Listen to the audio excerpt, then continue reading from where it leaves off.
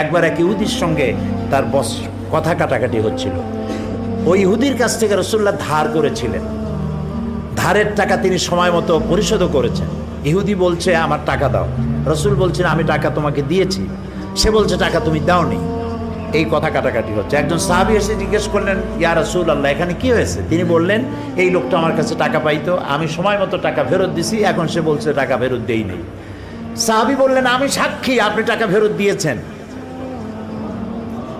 নবী করিম সাল্লাল্লাহু আলাইহি সাল্লাম বললেন টাকা দেওয়ার সময়ও তুমি উপস্থিত ছিলে না, আর টাকা যখন ফেরত দেই তখনও তুমি উপস্থিত ছিলে না, তুমি সাক্ষী হলো কেমনে? সাহাবী বললেন ইয়া রাসূলুল্লাহ সাক্ষী হলাম কেমনে? আমরা তো আল্লাহ চিনতাম না, আমরা দেখা খোদাগুলোর বিশ্বাস করতাম। আপনার কথায় এক অদেখা আল্লাহর উপর ঈমান এনেছি, বাপ মায়ের ধর্ম পরিত্যাগ করেছি। বেহেশত দেখি নাই বিশ্বাস করেছি, হুর দেখি নাই বিশ্বাস করেছি, জাহান্নাম দেখি নাই বিশ্বাস করেছি, ফেরেশতা দেখি নাই বিশ্বাস করেছি, কিয়ামত হবে, হাসর হবে, মিজান হবে, সিরাত হবে, আমলনামা ছড়িয়ে দেওয়া হবে। এতগুলি অদেখা কথা যদি আপনার মুখের কথায় বিশ্বাস করতে পেরে থাকি, তাহলে সামান্য কয়টা টাকা ফেরত দিচ্ছে তা বিশ্বাস করবো না? ইহুদি বলল আপনি আমার টাকা ফেরত দিয়েছেন, আমি শুধু পরীক্ষা করলাম।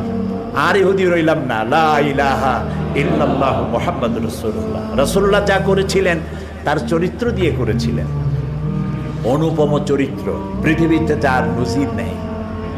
এই জন্য আমি বলি আমরা অমুকের আদর্শের সৈনিক, আমরা অমুকের আদর্শের সৈনিক বলে যারা চিৎকার মারে তাদের বোঝা দরকার আপনি যে নেতার পেছনে ঘোরেন সেই নেতা জীবনেও মদ খায় নাই, এ ব্যাপারে কি আপনি নিশ্চিত? ওই নেতা জীবনেও মিথ্যা কথা বলে নাই, এ ব্যাপারে কি আপনি নিশ্চিত? ওই নেতা জীবনেও ওয়াদা খেলাপ করে নাই, এ ব্যাপারে কি আপনি নিশ্চিত? এই নেতা জীবনেও কোনোদিন পরনারী স্পর্শ করে নাই, এই ব্যাপারে কি আপনি নিশ্চিত? এর কোনো ব্যাপারে আপনি গ্যারান্টি দিতে পারেন না, অথচ তার জন্য জীবন দিতে পারেন। ফাইনা তাযাবুন, কোথায় চলছেন আপনি? এমন এক ব্যক্তিকে আল্লাহ নেতা বানিয়েছেন, নেতা করে দুনিয়া পাঠিয়েছেন, যিনি সর্বকালের সর্বযুগের আয়নার মতো পরিষ্কার চেহারা, যাকে দেখতে কোনো লাইটের দরকার হয় না, দিনেও দেখা যায় রাতেও দেখা যায়। দ্বীপ্রহরের সূর্য অন্ধ অবলোকন করতে পারে, সে চোখ দিয়ে দেখে না, কিন্তু অনুভব করে দ্বীপ্রহরের একটা সূর্য উঠেছে, যার তাপ এসে তাকে বলে দেয় এখন দুপুরের রোদ, চৈত্র মাসের দুপুরের রোদ। সুতরাং নবী করিম সাল্লাল্লাহু আলাইহি সাল্লামের চরিত্র ছিল আকাশের সূর্যের মতো দীপ্তমান, গোটা বিশ্বের মানুষের কাছে উজ্জ্বল, যার জন্ম থেকে শুরু করে মৃত্যু পর্যন্ত এমন একটা দিক নাই, বিভাগ নাই যা সাহাবা ইকরাম সংরক্ষণ করেন নাই।